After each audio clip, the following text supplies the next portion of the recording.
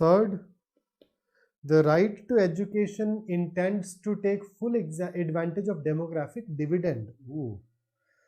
Now see, demographic dividend is when you have a lot of people and those people are highly skilled. So a lot of skilled people in your population are able to bring in economic prosperity, and that is called demographic dividend in simple words.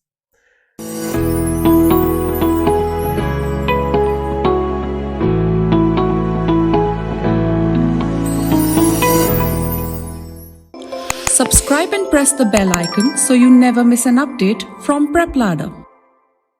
Hello there, this is Vikrant Kathuria, your high performance coach for all things related to English, and today we will sit down together and have a look at the 2018 General Studies Paper 2, or as we commonly call it, CSAT Paper 2. Okay, so let's go ahead and look at CSAT. And I will of course take up all the questions that belong to English. I will let go of the rest of the questions, and my colleague is going to help you in dealing with those. So this is how the paper typically looks like. To begin with, you have a page that gives you instructions, and thereafter the questions start. So the first page does not have any question that I can tackle, but subsequently, you notice that we have these questions that ask us to solve certain things on the basis of a passage. So that very clearly is our domain. So let's go ahead and work on this together. So passage 1 goes ahead and talks about global population, and then it says that it is going to increase, and then it talks about the percentage of people involved in agriculture and how they are moving out, or they can move out only if some other sectors pick up, etc. So the very first question that we have here is question number 7, that says, which of the following is the most logical and rational inference that can be made from the above passage? So let's see. A, prosperity of agriculture sector is of critical importance to India. Now if we look at the passage, it tells us that around 47% of India's population is dependent upon agriculture. And even in future, around 42% is going to be involved with this. So if people involved with agriculture are not prosperous, then it would basically mean that 42% of the population, even in 2030, is unlikely to be prosperous. So is it important for us here in India to ensure that our population remains prosperous or agriculture remains prosperous? Yes. So to a certain extent, yes, this is a claim that can be made on the basis of the passage, but let's look at the other answer choices too. Okay, Indian economy greatly depends on its agriculture. I think the correct answer for this will be can't say. Merely because a large percentage of population is involved with a particular area, it does not mean that it contributes a huge chunk to the economy either, right? So therefore this is on the basis of the given data. It is not a conclusion that we can arrive at with certainty. Let's look at next. India should take strict measures to control its rapid population growth. I mean, there is nothing in this passage to back this up. It is actually out of scope. So technically it still be a conclusion that we can say is can't say. And D, India's farming communities should switch over to other occupations to improve their economic conditions. Okay. Now I think one of the things that I can say, and hopefully you'll agree, is that they can switch over only when the other opportunities are available to them. So if we say they should switch over, they can, but only if there are other opportunities available. And if we look at the passage, it says, even if India continues to do well in the service sector and the manufacturing sector picks up, it is expected that even then. So it's unlikely that they will have better opportunities available to them, and therefore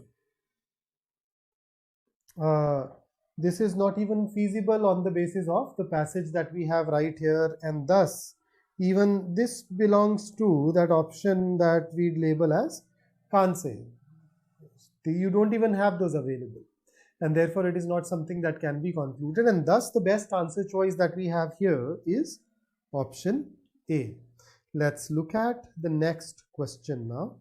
It is based on passage 2. So passage 2 talks about pathogens, those organisms that cause illnesses and disease. Then they talk about foodborne illnesses, and then food contamination and where all it can come from. Okay, so that's the crux. And then the fact that food has also been coming from world over is also complicating the matters. So let's check which of the following is the most logical corollary to the above passage. So whenever the question asks us for a corollary, we think of it as either a conclusion that can be arrived at or a decision, a course of action that can be taken on the basis of the given passage. So let's check A. With more options for food come more risks. Yep, this is true because there are more options. Let's just check this here. Since the rapid globalization of food production increases consumers' vulnerability. So this is the part that backs up option A. So A is true. How about B? Food processing is the source of all foodborne illnesses. It is one part, yes, but is it a source of all foodborne illnesses? No. And therefore, this can be ruled out. This is in fact false on the basis of this particular passage. How about C? We should depend on locally produced food only. Why? Even the locally produced food can be contaminated. So if the goal is to get rid of foodborne illnesses, even relying only on locally produced food is going to be insufficient because contamination can also occur at multiple stages, and those stages would exist even for locally produced foods. And therefore C is once again not very well supported, and we can mark it as can't say. How about D? Globalization of food production should be curtailed. I think it's, once again, if the idea is to reduce contamination, globalization or your food getting sourced from various places is only one of the factors that complicates the matter. So this alone is not going to be of help, and therefore this will also be can't say. And therefore the best answer that we have is option A once again. So let's look at the next passage now. I am a scientist, privileged to be somebody who tries to understand nature using the tools of science, but it is also clear that there are some really important questions the science cannot really answer. And then, of course, it's detailed that in those situations, the author falls back on philosophy. So let's dive into the question that we have here. Which of the following is the most logical and rational inference that can be made from the above passage? So let's check A. It is the faith and not science that can finally solve all the problems of mankind. Now, if you look at the passage tells us that science does offer answers to quite a few questions. It is just that there are some really important questions that science cannot really answer. So there are some important questions that science cannot answer, and then there are these other questions that science does provide an answer to. So to say that it is the faith and not science that can finally solve all the problems of the mankind, no, it can solve some of the problems, but then for the rest of them you do have science, and therefore A is can't say. It's not something that can be definitely inferred, and thus it's unlikely to be an answer, but let's see. This could turn out to be the best answer, who knows. B, science and faith can be mutually complementary if their proper domains are understood. This is true. In fact, going by the author of the passage, he is a scientist, right?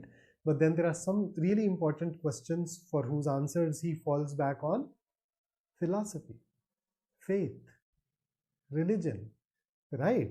So there are things that can be perceived using science, and then there are things that can be perceived with the help of faith. If you use both, you are likely to have all the answers. So they are mutually complementary. So yep, B is true. C, there are some very fundamental questions which cannot be answered by either science or faith. Can't say. We don't know. The passage says that there are some important questions that science cannot answer, and faith provides answers to those. Now, are there some questions whose answers are provided by neither science nor faith? There is nothing in the passage to suggest that. It's data insufficient, and therefore C can certainly be ruled out. How about D? In today's culture, scientific views are given more importance than spiritual views. Once again, there is nothing in the passage that says that people or society in general prefers one view over the other view, right? So we don't have enough data. All we say is that there is a presumption that they are incompatible, whereas the author here tends to believe that they are compatible. Okay, so we don't have anything to base D on, so that will also be can't say. And we know that in the inference based questions, the option that is true is the option that we go on to choose, and therefore our answer will be option B. Let's look at fourth. So it talks about the fact that the author has discarded past traditions and customs, and then in the second half he says that at the same time it is important for us to at least be aware of those and be connected to those, right? So let's look at the question. The author wants India to rid herself of certain past bonds because, though I have discarded much of past tradition and custom, and I'm anxious that India should rid herself of all the shackles that bind and contain her and divide her people, suppress vast numbers of them, prevent the free development of the body and the spirit. So he has gotten rid of it because they were doing all this, right? So he wants us to be rid of it because he's not able to see the relevance of the past. No, he is able to see the relevance of the past in the second half. There is not much to be proud of. No, I am proud of that great inheritance is very clearly stated. So B is also ruled out. See, he's not interested in the history of India. No, he is interested. He wants to have that connection. So no, they obstruct her physical and spiritual growth. Absolutely. Check this part right here. Body and the spirit. So that's in fact mentioned as one of the reasons why he broke free of those shackles, and therefore the answer here should be option D. Pretty easy question, I'd say. I think if you were attempting it in the paper or during the practice, this is a question that I would expect you to get right almost every single time. Okay, now the rest of the questions here are once again not questions that belong to English, but then here you go. We have a passage which is followed by 4 questions. So you need to read it, a pretty lengthy, pretty long passage.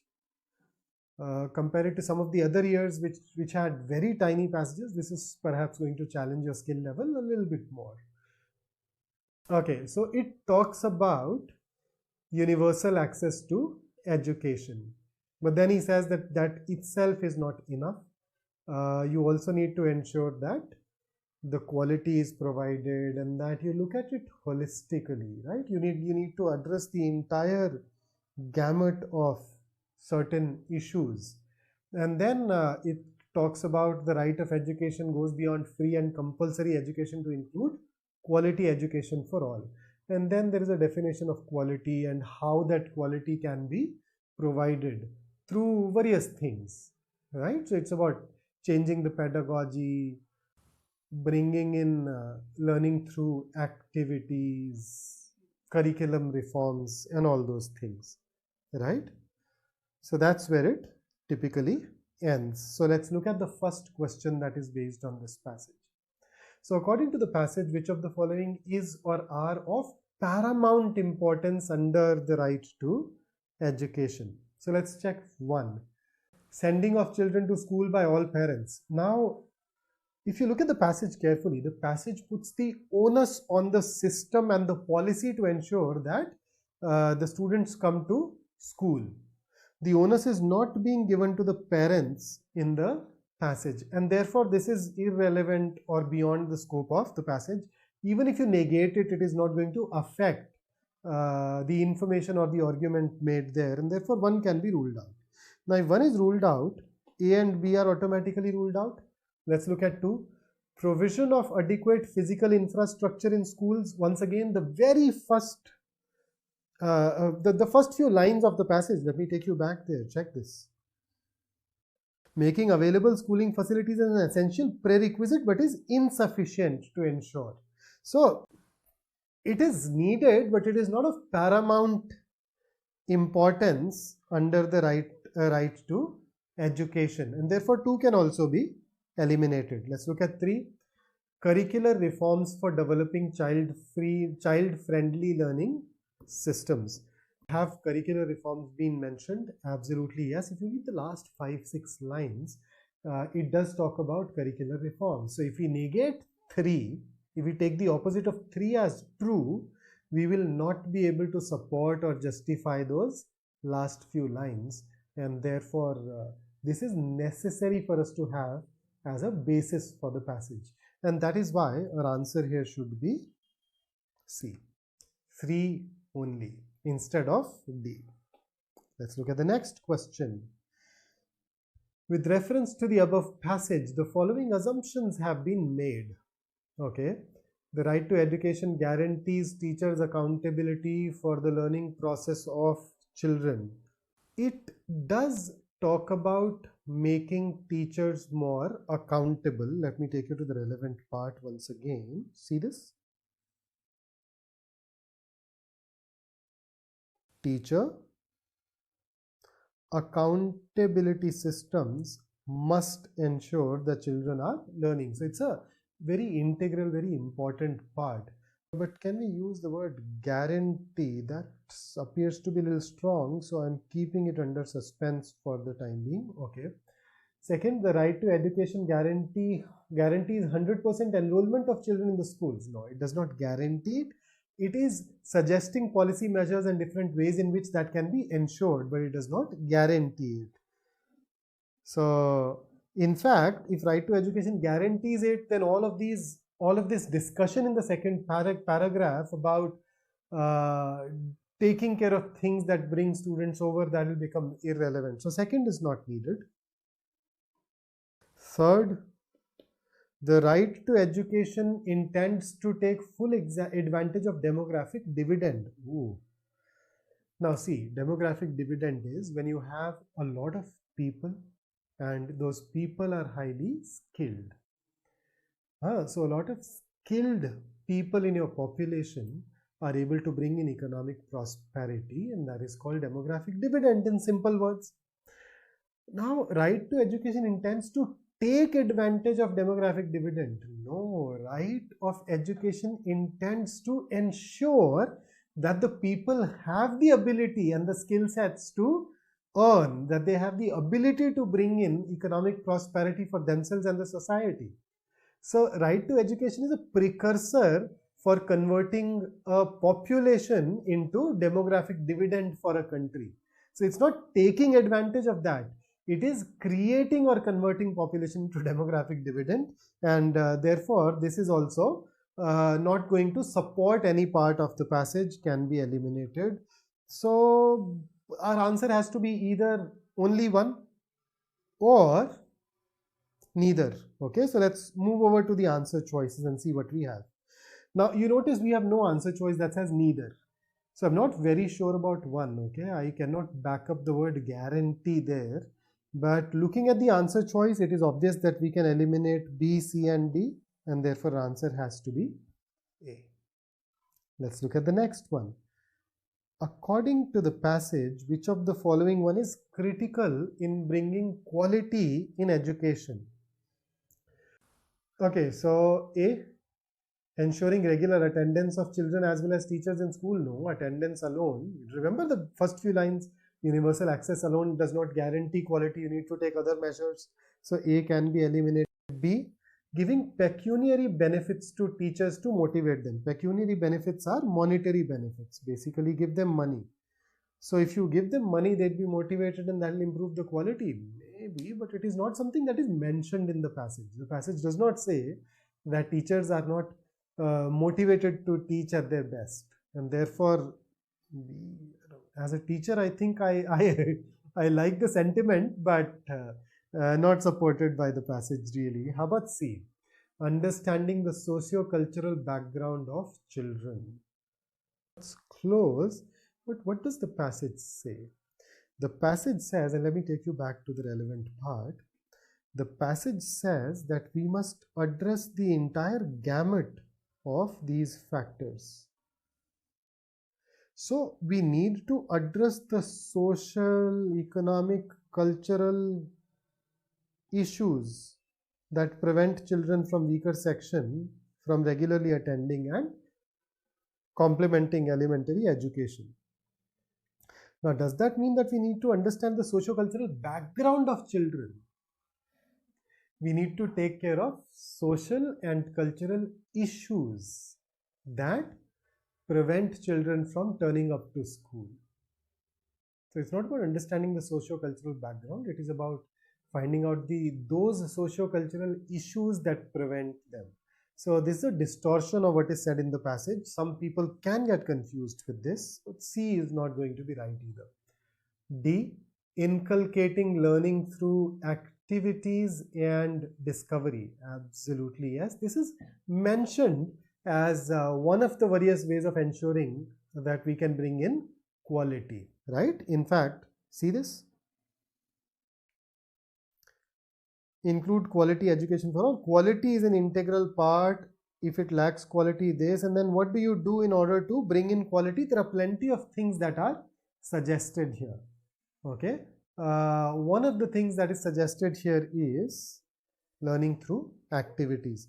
So I'd not say that it is mentioned as critical, but this is the only answer choice that mentions a factor that has been given in the passage related to the improvement of the quality, and therefore the answer here should be option D. Let's look at 20th. What is the essential message in the passage? A, the right to education now is a fundamental right. Is it a message in the passage? No. We basically looking for the main idea, right? B, the right to education enables the children of poor and weaker sections of society to attend schools. They were attending schools, but it brings quality to the forefront as well. So that quality part is being eliminated, ignored altogether in B. And therefore, this is a narrow answer choice. Let's eliminate this as well. C. Yup. C says that it is not about just turning up to school, it is also about getting quality education. So C appears to be a good option. D, the government as well as parents should ensure that all children attend schools. If you read this and you read the passage, there is no connect at all, and therefore I hope this will be easy to roll out. So yes, C is going to be our correct answer here. Let's move over to the next page. Does it have anything belonging to English? Not until question 26, but question number 27. Yes. So 7 items based on 4 passages. Let's dive into these. So the first one talks about something called desertification. Okay. So how a particular area can become or can be turned into desert, right? And there are various factors, particularly factors which are related to human impact. It talks about Haryana, UP, site quality. I'm sure you've read the passage by now, and then here you go, the rest of it. There are already high rates, consequences, ultimate consequence, plenty of stuff. So let's look at 27th. Which of the following are the consequences of decline in forest cover? So how about first, loss of topsoil? Yes. In fact, if you look at the last 3-4 lines, soil degradation, alteration, decline, and then declining moisture retention of mountainous soils. You have this tea plantation, floodplains, siltation, changing. So quite a few things. I think if you look at the last 4, loss of topsoil, has it been mentioned directly? Let us check if it is mentioned directly somewhere.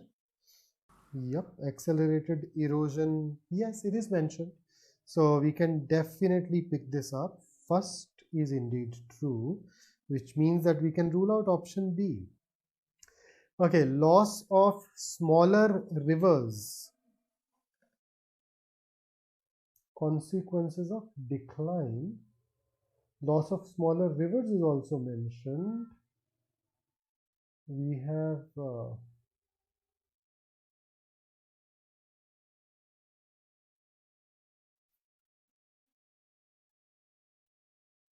see, there it is.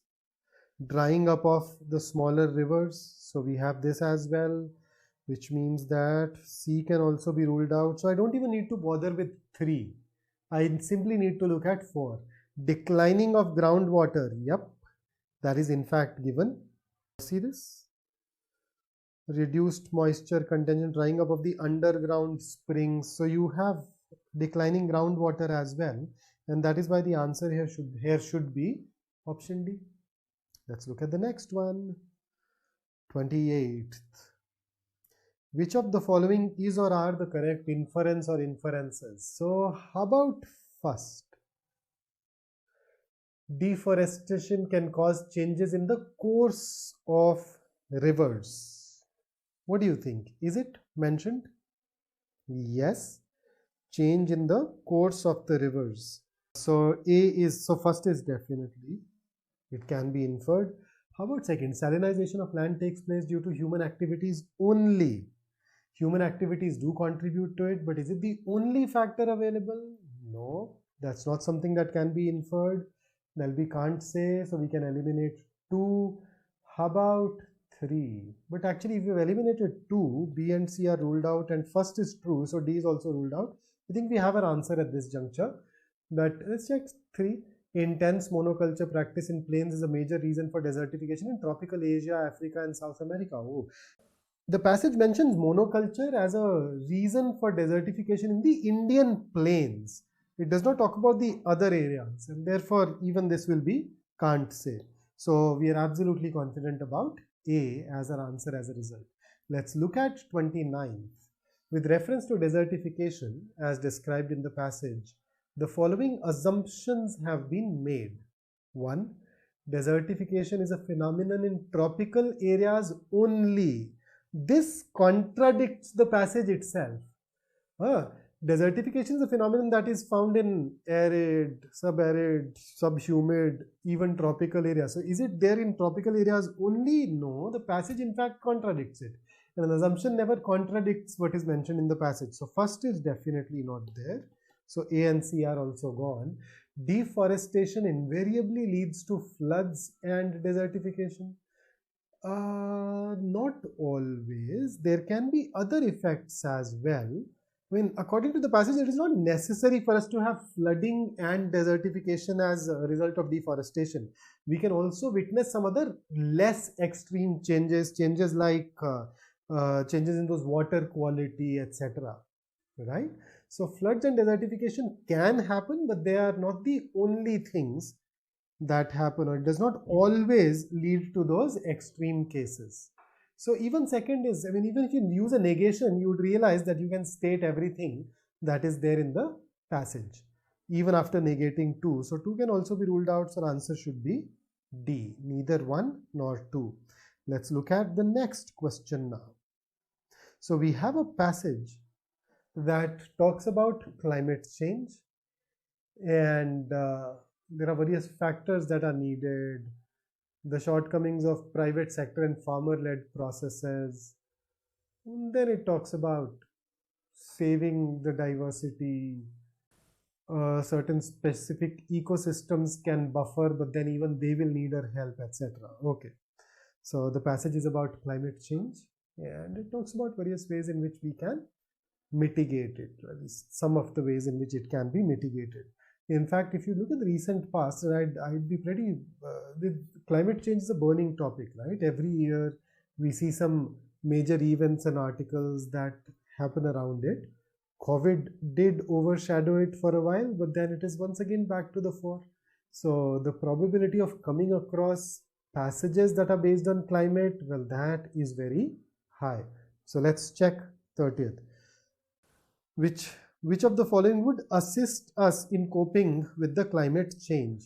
Okay, first says conservation of natural water resources. It does talk about certain special ecosystems, right? Forested catchments, which are again water bodies, mangroves, remember marshlands was once again wetlands, marshlands.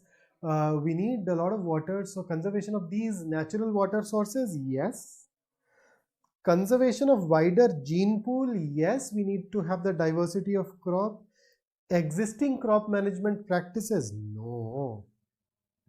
In fact, we are not happy with the existing crop management practices. The passage contradicts it. In migration corridors, yes. So 1, 2 and 4, yes, are mentioned, and therefore our answer here should be option B. So it's a fairly easy question. The moment you see third as contradictory, any answer choice that has 3 can be eliminated. And you notice option A, option C, option D, all of them have mentioned 3. So if you were using answer choices, this becomes a very easy question for you to successfully answer. Okay, next passage. Next question based on the same passage first. So with reference to the above passage, the following assumptions have been made. Let's check first. Diversification of livelihoods acts as a coping strategy for climate change. Livelihoods have not even been mentioned in the passage. 2. Adoption of monocropping practice leads to the extinction of plant varieties and their wild relatives. Okay, now if I negate 2, then it does damage the passage, right? So we are looking at preserving genetic resources of existing crops and their wild relatives because the current mechanisms are not able to save them by themselves. So if we negate 2, we will not be able to arrive at this point, and therefore 2 is definitely an assumption. 1 is not. 1 is not because the passage does not even see, the entire passage does not even mention livelihood. It mentions diversification of natural assets, not diversification of livelihoods, and thus 1 becomes irrelevant. It is out of scope and therefore can be ruled out. The answer should be B. Now this is one of those questions where I differed with the examiner. The official answer key gives C as the answer, but then the problem, as I said, is it's not about diversification of livelihoods, it's about diversification of natural assets. So it's not that human beings should start getting involved with various things, right? And therefore I believe even if you negate 1, even if a farmer continues to remain a farmer, will that act as, will that not be a coping strategy against climate change, provided he ensures that he avoids monoculture and that he gets into crop diversity, superior land management, etc. He can still use all those things as a coping strategy, right? So diversification of livelihoods is not supported by the passage. It's not even mentioned there, so it's out of scope. And that is why I'd go with B as my answer. Okay, let's look at the next passage. The next passage talks about environmental change and the fact that our wants are exceeding our needs and that needs to be checked. So which of the following is the most crucial and logical inference? Let us check. A. The earth can meet only the basic needs of humans for food, clothing and shelter. Maybe. Okay. B. The only way to meet environmental challenges is to limit human population. Not at all.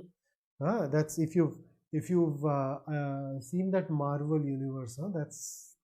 This suspiciously sounds like Thor talking. Was it Thor? No, not Thor. Thanos. Sorry, I don't watch very many movies, but B is very easy to eliminate. C. Reducing our consumerism is very much in our own interest. Yes. D. Knowledge of biological systems can only help us save this planet. See, if you look at the last few lines, we need to understand, we need to realize that our planet is a biological system. We already understand biological systems. We have knowledge of biological systems. It is just that, according to the passage, we are not thinking of our planet as a biological system. So, D will not work. D will not help. So, answer has to be either A or C. So which one of these two should we pick up? A or C? The earth can meet only the basic needs of humans for food, clothing and shelter. Actually, no. It is intricately linked with the population. Okay, when the population is not very high, the earth can meet even the desires. It's only at the high population levels that it can struggle to provide for the desires. That's one. Number two, will it fulfill only the basic needs of food, clothing and shelter? No, it can also fulfill a lot of psychological needs. There are pretty places around. Human beings can go there and relish in that experience. You can go river rafting, you can go climb a mountain, it can satisfy your desire for adventure as well. So it's not limited to food, clothing and shelter. It can meet quite a few other needs as well. It is just that it may not be able to meet all your wants and all your desires.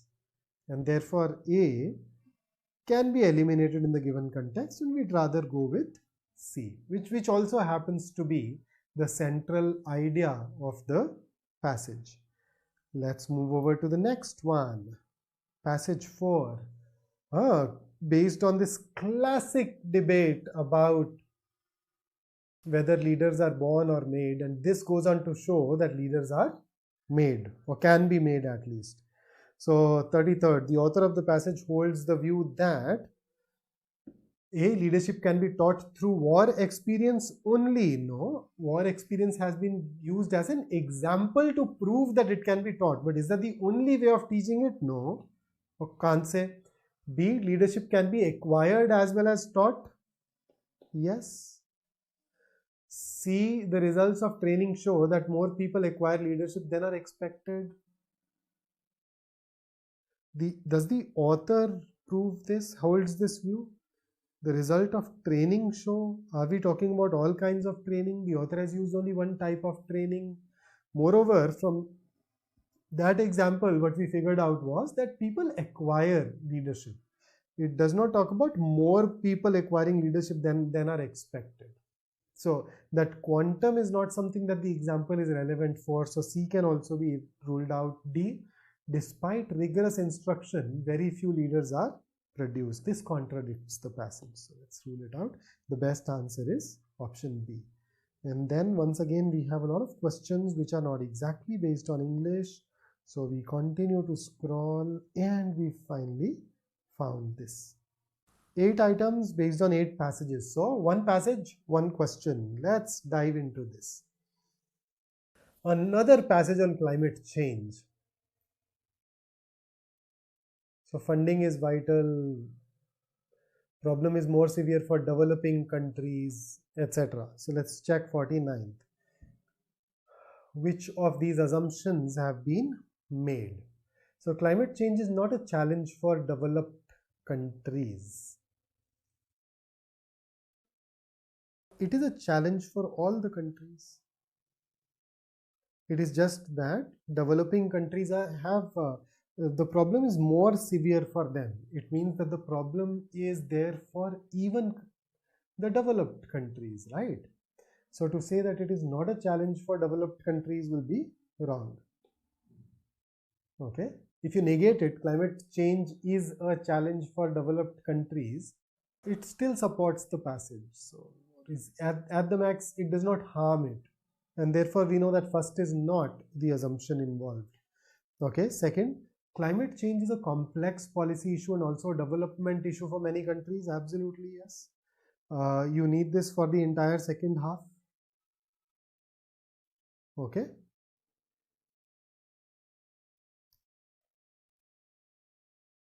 There are a lot of issues. See, you need a more comprehensive, integrated manner or plan. So, yep.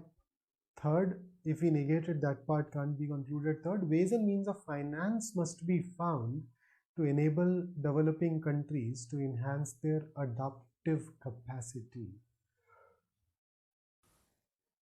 Talks about finance development. So very clearly, 3 is needed to back that up. So 2 and 3 are the assumptions yes, first is not, and therefore our answer here should be option C.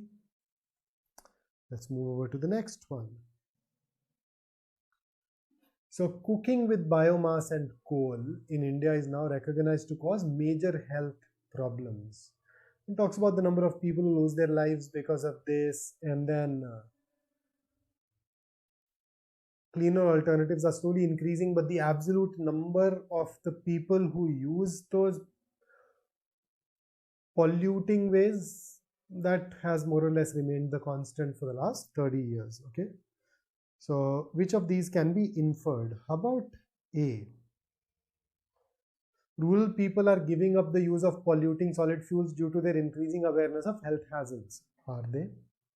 According to the passage, there is a very small number who use cleaner fuels, and that number is rising very slowly. But the absolute number of people who are using the polluting fuels has remained the same, right? 70 crores for the last 30 years or so. So are the rural people giving up polluting solid fuels? We don't know. In all likelihood, it is going to be false, and therefore we can eliminate A. How about B? Subsidizing the use of clean cooking fuels will solve the problem of India's indoor air pollution. So subsidizing may or may not work. Are we saying that, okay, so there are people who are poor who are using it? If you subsidize the use of clean cooking fuel, will it solve the problem? If the subsidy is enough to make it affordable for the rural poor, then yes. But if that subsidy is inadequate, then no. Moreover, there can also be some supply chain issues involved, who knows.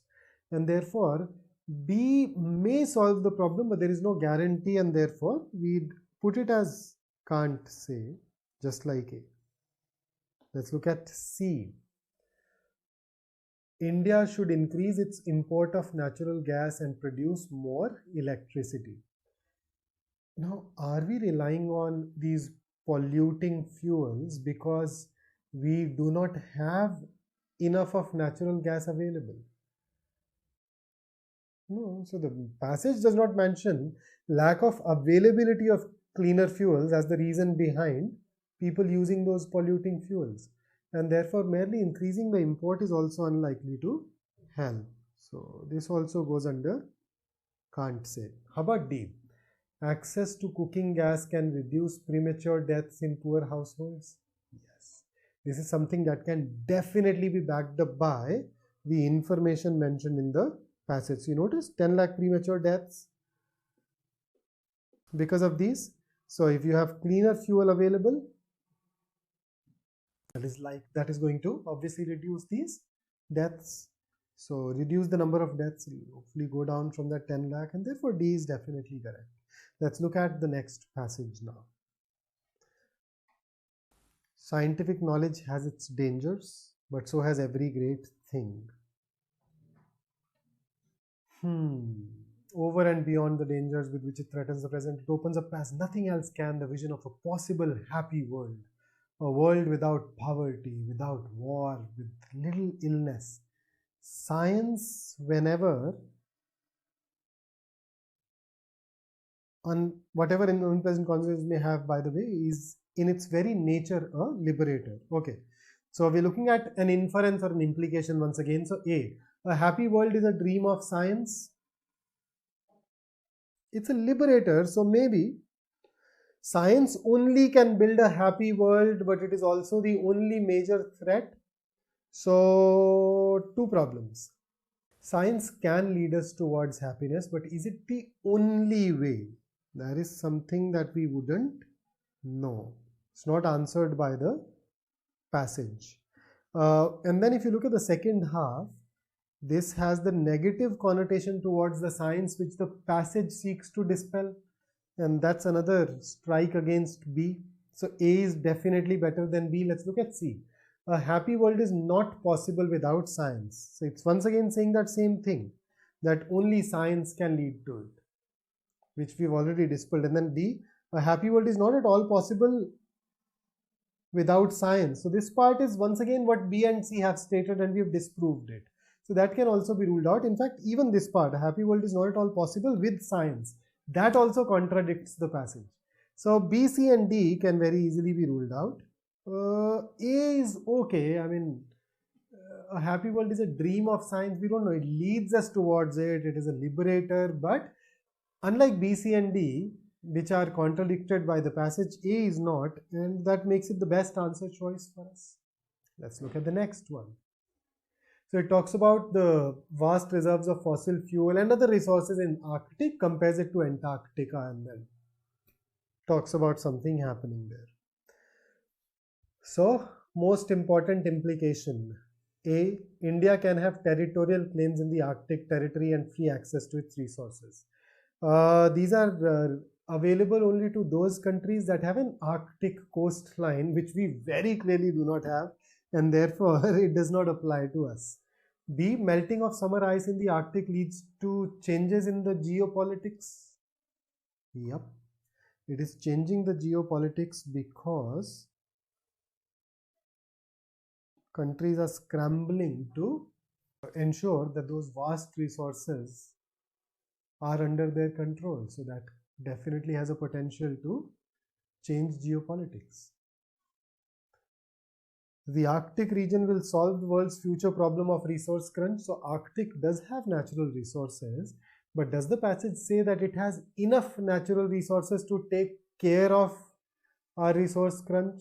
That is something that cannot be determined, and therefore that's can't say.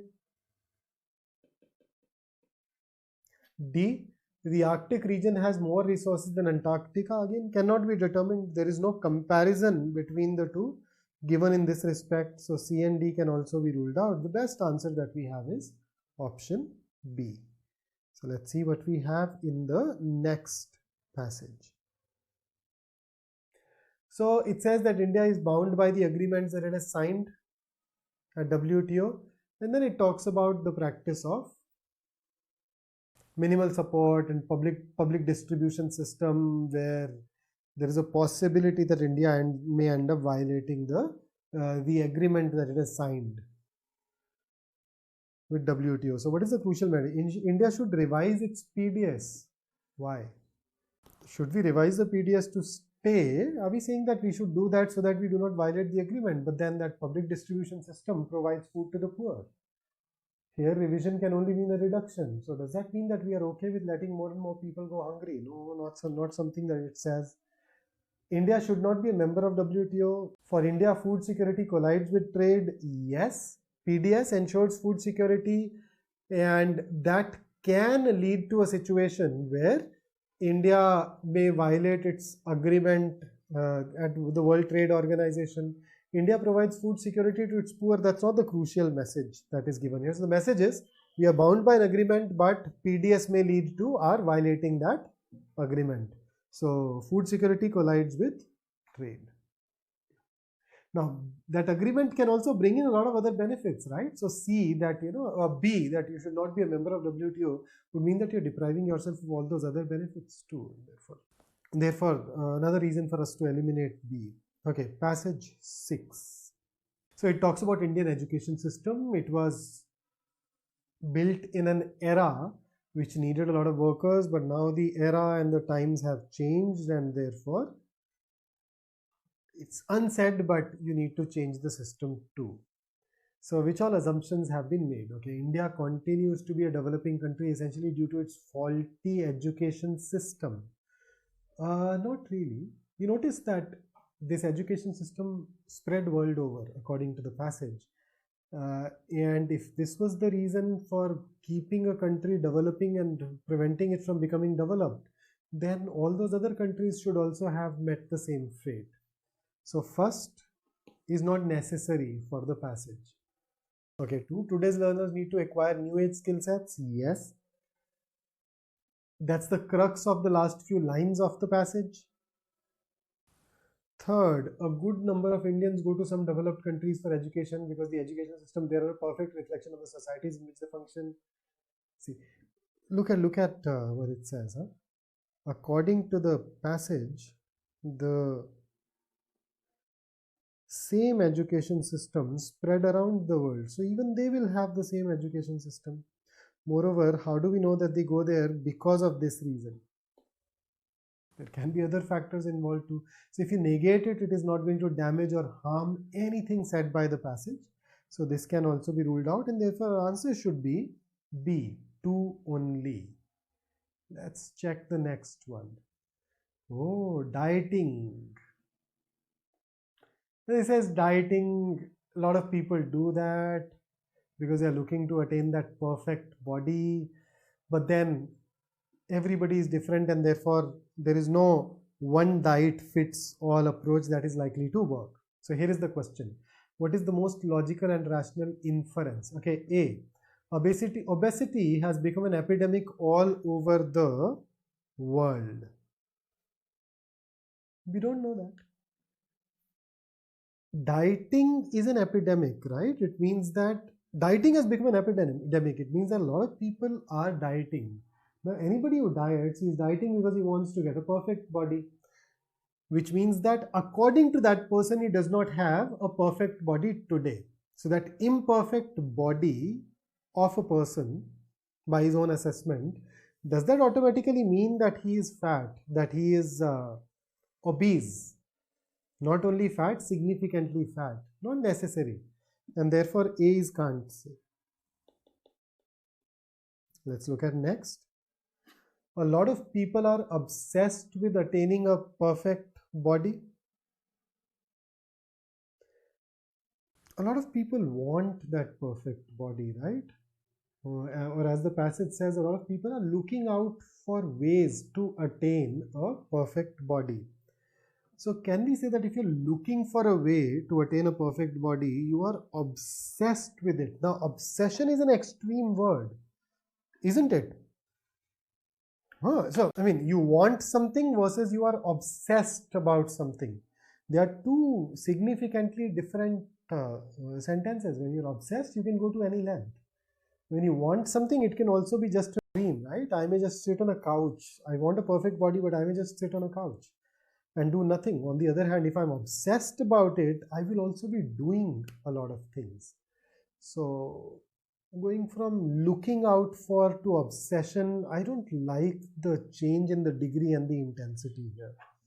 Let's see, this can turn out to be the best answer choice, who knows. Option C, obesity is essentially an incurable disease. I mean, number one, we don't even know it is a disease. Number two, we don't even know if it is incurable. D, there is no perfect diet or one solution for obesity. Absolutely true. So thankfully, we don't have to make that compromise of B, where we are getting into a changed degree. D is absolutely well supported by the passage and should therefore be our answer. Okay, next passage talks about monoculture and the risk associated with it and the reasons behind that risk and the areas that are going to be susceptible. So we are looking for the crucial message. Okay, A, preserving crop genetic diversity is an insurance against the effect of climate change. Yes, because then it means that your crop, because of monoculture, the entire crop, once you have an organism attacking it, it can actually finish that crop in the entire world. But if you have the diversity, it will ensure that that does not happen. So yes, true.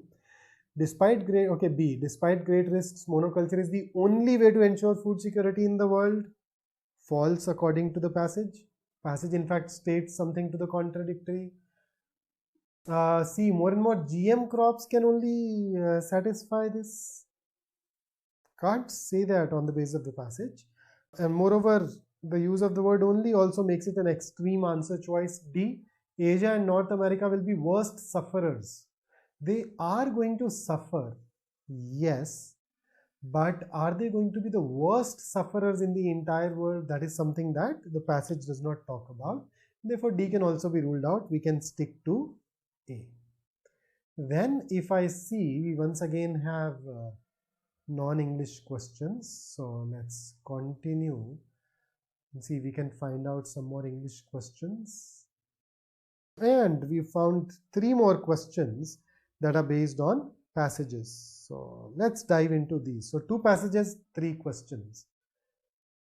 Passage 1 talks about cheap and plentiful meat has resulted in factory farms where more and more animals are squeezed into smaller lots in cruel and shocking conditions. Ooh, pretty shocking. And then another thing that goes against meat according to this particular passage. So let's see. A. Mass production of meat through industrial farming is cheap and is suitable for providing protein nutrition to poor countries. Now, you know, passage is in fact anti it, against it. It has a negative connotation towards it, whereas A has a positive connotation. Now, because that connotation itself does not match, we can very clearly, very easily rule out A. Okay, meat producing industry violates the laws against cruelty to animals. They are being cruel to animals, but are they necessarily violating the laws? We can't say that, and therefore B can also be eliminated.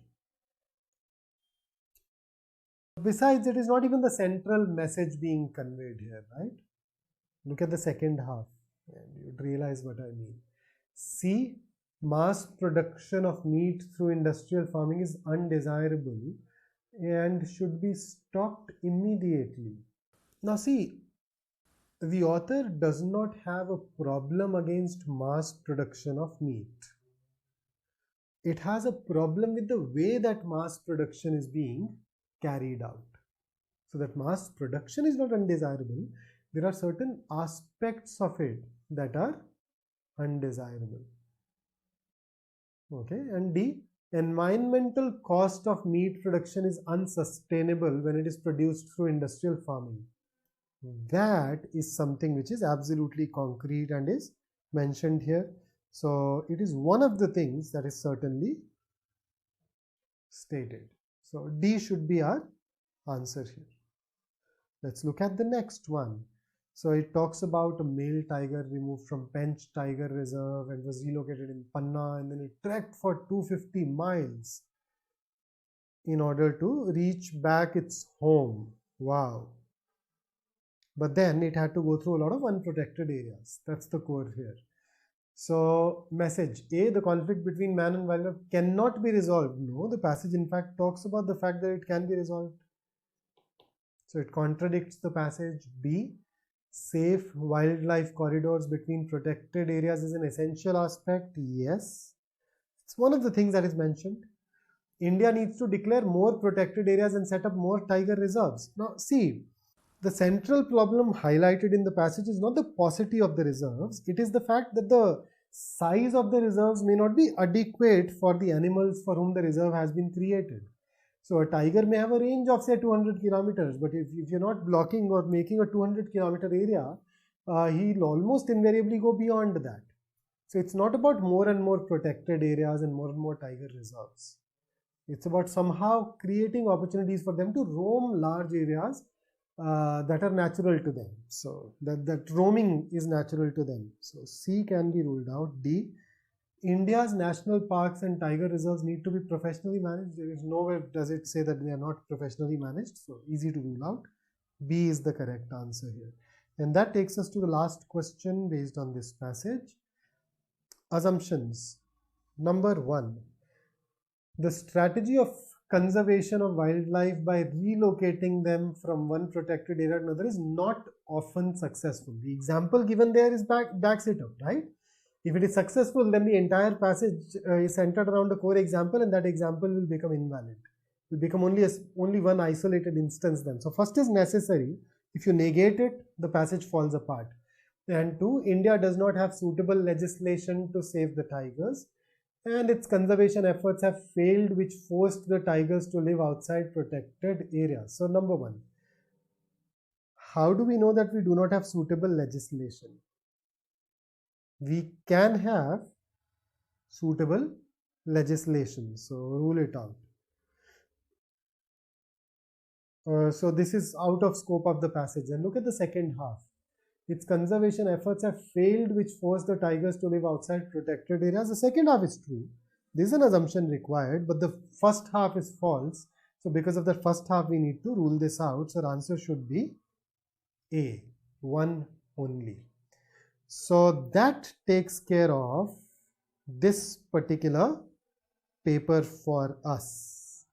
I hope that you benefited from this discussion, and we obviously keep doing it for a lot of other papers as well. And as and when you go ahead and solve those papers, come back for these discussions, see how we approach a question and eliminate the answer choices, and I'm sure that you'd find that very helpful. So until the next session, stay safe, stay focused, and even more importantly, stay in touch. See you later. Take care.